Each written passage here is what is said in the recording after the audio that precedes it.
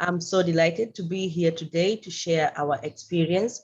I want to congratulate all those that have gone before me to share their experiences and how they have gone out of their ways to get in and to help combat the serious impact of COVID in their communities.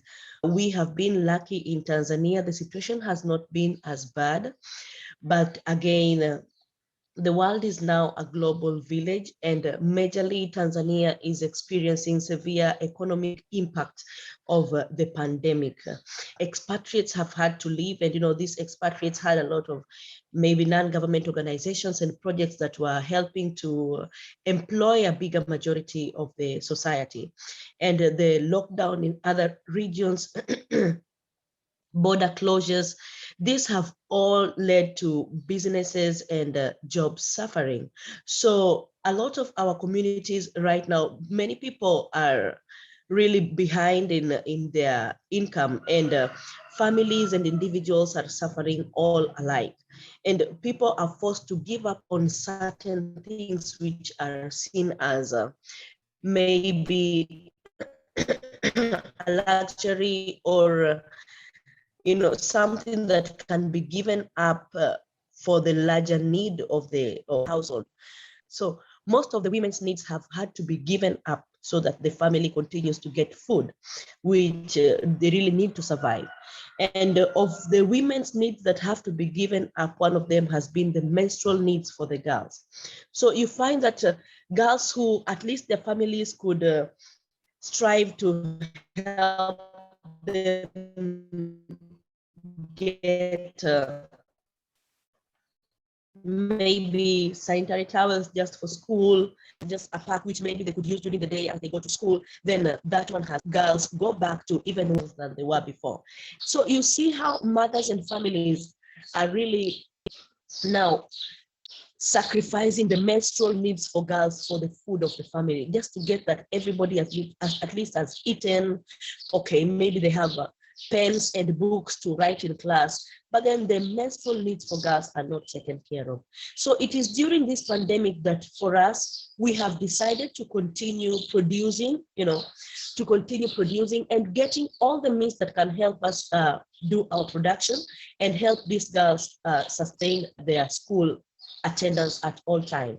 So we are working on all the ways that we can get these raw materials that can help us to make reusable sanitary towels and just help girls reach out to these girls and help them stay in school. For the contribution that was made by the students in Australia, this thing left everybody crying in the office.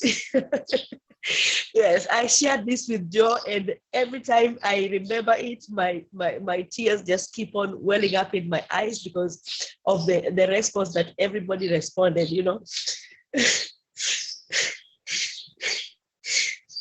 Oh, Lucy, you're adorable. We had a fundraiser here in Australia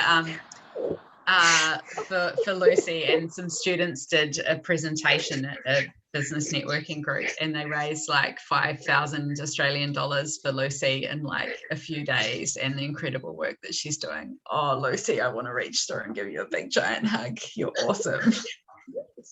There is this school that we had promised them in Arusha that we would give them sanitary towels for the 200 girls in their school. It is also a pastoralist community. And when we told them that we already have pads for them, they were so excited. The lady in charge was crying. They could not believe that they got it so quickly. So thank you so much for supporting our work.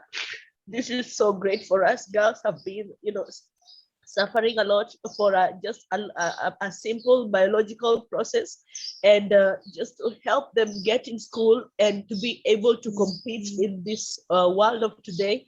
This is so amazing. Forgive me for not being able to control myself, but thank you so much. We are really, really grateful. Thank you.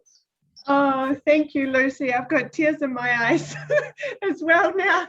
I'm sure other people do as well. Thank you so much for sharing. And I'm sure that, the students in Australia are going to be so touched to hear that you and your team have been so touched by their support as well. It's so nice to see, you know, the collaboration in this way, and like the mutual affection between like the project leader and the supporter in Australia. It's incredible to see. So thank you so much for sharing that. Thank you so much.